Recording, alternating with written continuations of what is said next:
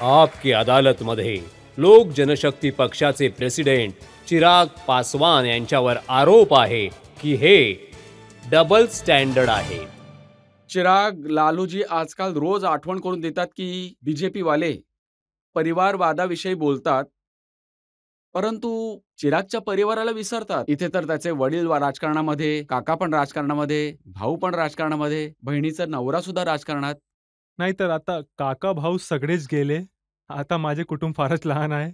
आता फक्त माझे भाऊजी आहेत, जे यंदा निवडणूक लढवत आहे आणि ते चांगल्याने जिंकतील अशी आशा आहे. 2014 मध्ये खूप चालला होता परिवारवाद. मी पहिल्यांदाही लढलो होतो. इथं पण आलो होतो मी तेव्हा. आणि असाच एक प्रश्न विचारला गेला होता त्यावेळीही, की हा त्यांचा मुलगा आहे म्हणून राजकारणात उतरताय. त्यावेळेस मी केवळ 85,000 मतांनीच फक्त मी जिंकलो होतो. 2019 मध्ये मात्र हे मतांचे अंतर, मतांचे मार्जिन वाढून 2.5 लाखांच्या वर गेले.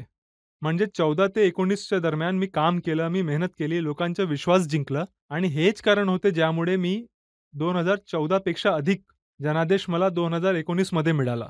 2020 मध्ये माझ्या पक्षाचे नाव, माझ्या पक्षाचे चिन्ह सगळं काही माझ्याकडून घेण्यात आलं. मला माझ्याच पक्षातून काढून बाहेर फेकलं गेलं. त्यानंतर मी अगदी स्क्रॅचपासून सुरुवात केली. जिथं मी नवीन पक्ष, नवीन नाव, नवीन लोकांबरोबर, नवीन लोकांना सोबत आणलं, मेहनत केली, मी लढलो, लोकांमध्ये राहिलो, लोकांचा विश्वास मी जिंकलो. आज महायुतीमध्ये सीट्स कोणी दान तर करत नाही. आजच्या तारखेत जर 5 सीट्स युतीमध्ये लोक जनशक्ती पार्टीला आहे, जिथं बिहारमध्ये फक्त 40 सीट्स आहे. त्याच्यात 5 सीट दिली जात आहे. तर कुठं ना कुठं ही तुमची मेहनत यामागचं कारण आहे. ह्या गोष्टीची अडचण नाहीये की तुम्हाला 5 सीट्स मिळाल्या आहेत, परंतु पासवानचा परिवार परिवार नाहीये, लालूजींचा परिवार परिवार आहे. लालूजी अजिबात त्यांच्या नाही. मुलासाठी निवडणूक लढवतायत, रोहिणीला निवडणूक लढवून देतायत, मिसासाठी लढवतायत, तर तो परिवारवाद झाला. नाही, अजिबात नाहीये. तुम्ही लढवा ना निवडणूक. पण मिसा दीदी 2 वेळा निवडणूक हारल्या. तरी पण तुम्ही तिला तिसऱ्यांदा तिकीट दिलाय. हे चुकीचं आहे. आणि त्या कोणाच्या विरोधात हरतात? रामकृपालजींच्या विरोधात. रामकृपालजी कोण आहेत? एक कार्यकर्ता आहेत. ते राजदमध्ये होते तेव्हाही त्यांची कार्यकर्त्याची भूमिका होती आणि जेव्हा भाजपमध्ये आल्यावर सुद्धा ते कार्यकर्ताच आहे. हेच मी सांगू इच्छितो. तुमच्या नावामागे एक जबरदस्त आडनाव आहे. हा जिंकण्याचा क्रायटेरिया कधीच नसावा. शेवटी तुमचे सामर्थ्यच तुम्हाला पुढे घेऊन जाणार आहे. पण तुम्ही जी तिकीटं दिलेली आहेत, त्यात जेडीयूच्या एम-एल-सीची पत्नी आहे, एक जेडीयूच्या नेत्याची मुलगी आहे, जमुईमधून तुमचे वीणा देवी आहेत. या सगळे कोण ना कोण आहेत, कोणत्या ना कोणत्या परिवारातून येत आहेत. कोणाचा भाऊ, कोणाची मुलगी, तर कोणाची म्हणजे तुम्ही पत्नी. शांभवीविषयी बोलताय, जिला तुम्ही नेत्यांची मुलगी म्हणताय. मला तिथे एक तरुण मुलगी दिसते, जी खूप शिक्षित आहे. तिला ज्ञान आहे. वेल एज्युकेटेड, वेल लर्नड, जी वक्ताही छान आहे आणि तिला स्वतःचा समाजसेवेचा एक अनुभव आहे. मीनाजीबद्दल तुम्ही बोलताय, चला त्या पण मागच्या निवडणुकीत जिंकल्या होत्या. त्यांना पण स्वतःचा अनुभव आहे. राजेश शर्माकडे मी बघतो, जे खगडियावरून निवडणूक लढणार आहे. तरुण मुलगा जो उत्तम वक्ता आहे आणि त्याला राजकारणाचा अनुभव आहे, कोणत्याही राजकीय पार्श्वभूमीशिवाय. तो डिप्टी मेयर होता. 2020च्या विधानसभेची निवडणूक ते लढले. जिंकले नाही, पण ते भागलपूरवरून ते निवडणूक लढले. हे ते चित्र आहे बिहारचे, जे मला देशासमोर ठेवायचे आहे. आजपर्यंत बिहार म्हटलं की काय डोळ्यासमोर येतं? बिहार, अपराध, भ्रष्टाचार हेच सर्व गोष्टी होत्या ना. उद्या तुम्हालाही गर्व वाटेल असे तरुण चेहरे, अरुण भारती असो, शांभवी असो किंवा Rajesh Verma, for that matter मी चिराग पासवानलाही तरुणांमध्ये मोजतो.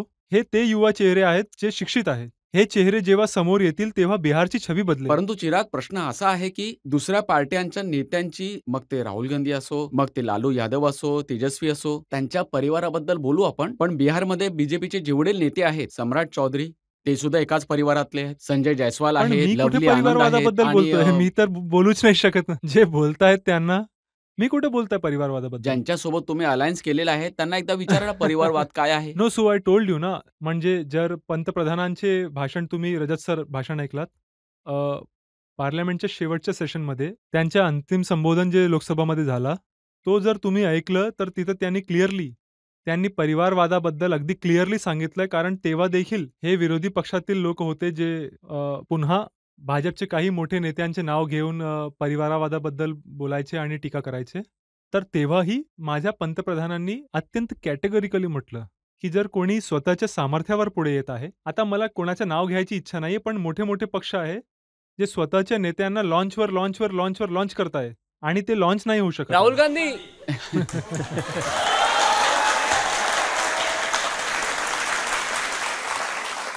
तर हे चुकीचे आहे.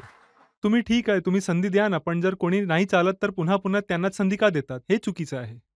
म्हणूनच तर तेजस्वी यादव म्हणतात, की हे बीजेपी वाले शेणाला हलवा आणि हलव्याला शेण म्हणून विकत आहेत. त्यांनी ही गोष्ट 90च्या दशकात शिकली आहे म्हणून ते अशी उदाहरणे देतात.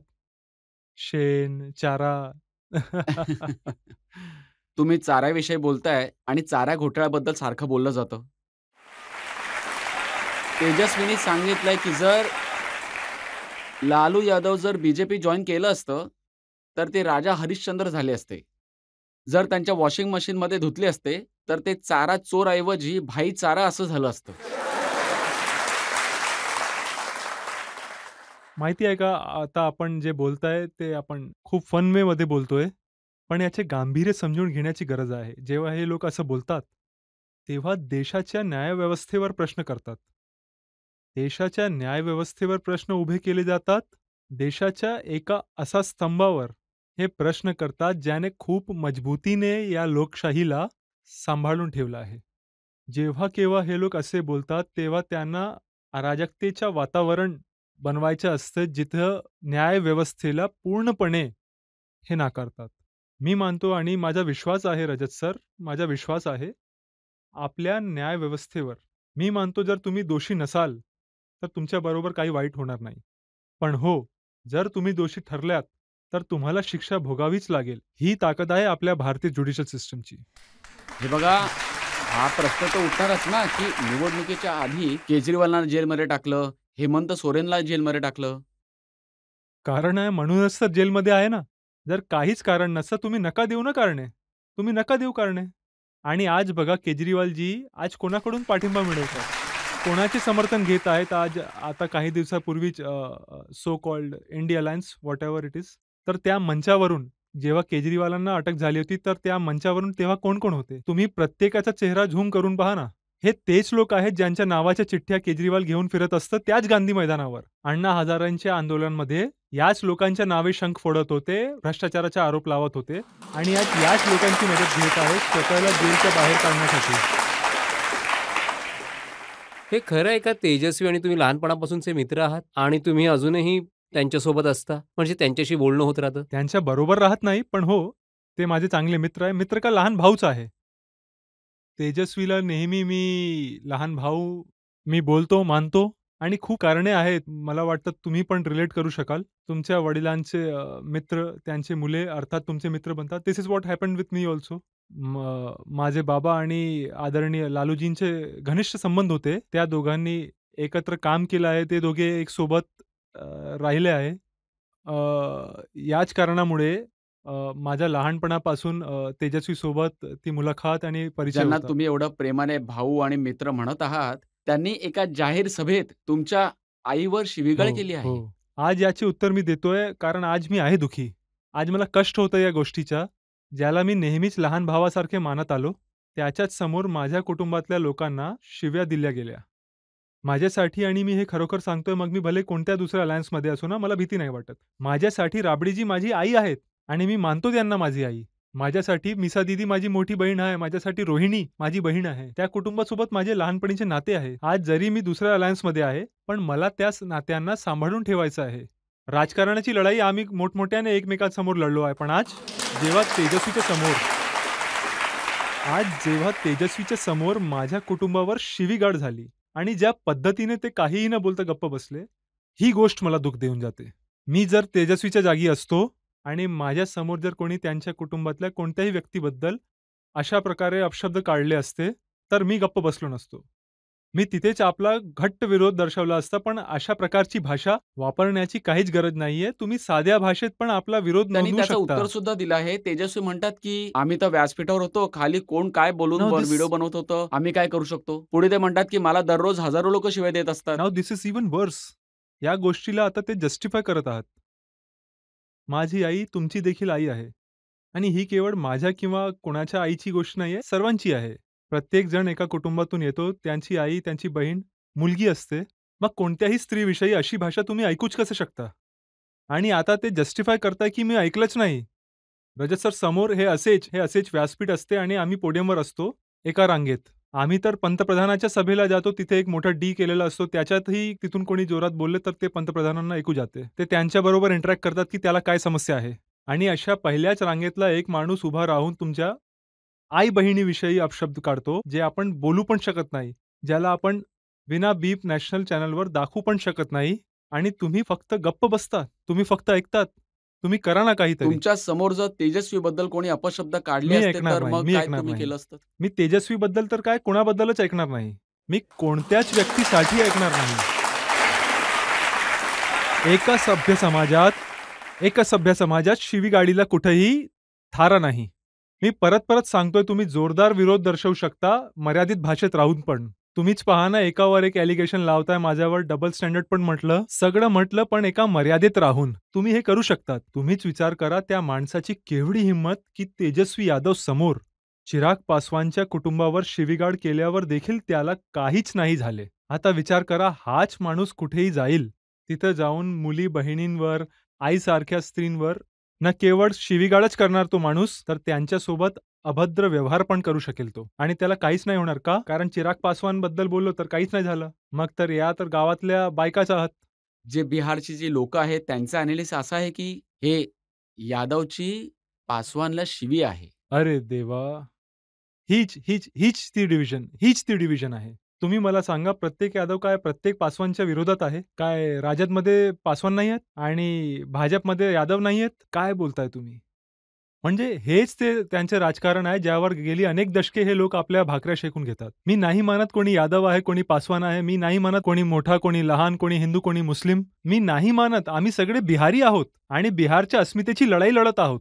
आम्ही बिहारच्या विसर पडलेल्या गौरवासाठी लढतोय. एक असा प्रदेश जो शैक्षणिक प्रगतीसाठी ओळखला जात असेल. नालंदा विद्यापीठ आज जेव्हा इतर देशांचे राष्ट्रप्रमुख येतात, तेव्हा माझे पंतप्रधान अभिमानाने नालंदा विद्यापीठाचा फोटो बॅकड्रॉपमध्ये ठेवून त्यांना भेटतात आणि फोटो पण काढून घेतात.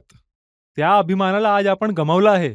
बिहारमधील शिक्षणाची आजची अवस्था बघा. तर या परिस्थितींमध्ये सुधार करण्याचा आम्हाला गरज आहे. तेव्हा हे लोक एम-वाय समीकरण करतात आणि एम-वाय समीकरण पुढे करून विभाजन करतात. माझेही समीकरण आहे. माझा महिला समीकरण आहे, माझा युवा समीकरण आहे. मी महिलांना एकत्र जोडेन, ते कोणत्याही जातीचे असो. मी तरुणांना एकत्र घेऊन येऊ, मग ते कोणत्याही जातीचे, कोणत्याही धर्माचे असो. पण जेव्हा तुम्ही जातीभेद करतात, तेव्हा तुम्ही बिहारला ध्वस्त करतात. अजून एक प्रश्न आपण घेऊ शकतो. बिहारमध्ये जर तुम्ही जिंकून आलात, तुम्हाला बिहारचे मुख्यमंत्री व्हायला आवडेल की केंद्र सरकारमध्ये मंत्री? इंग्रजीत एक म्हण आहे, इफ विशेस वर हॉर्सेस बेगर्स वुड राईड.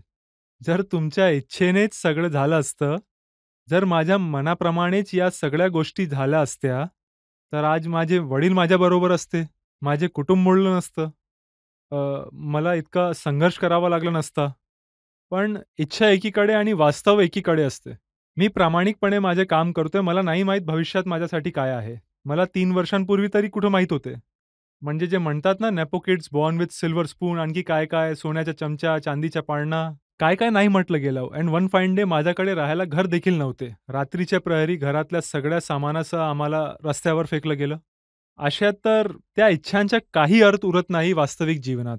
तर मला नाही माहीत भविष्यात माझ्यासाठी काय आहे, पण मला इतकं माहीत आहे, चिराग पासवान प्रत्येक परिस्थितीसाठी तयार आहेत. अत्यंत कठीण परिस्थिती असो किंवा साधी सरळ असो, तयार आहेत.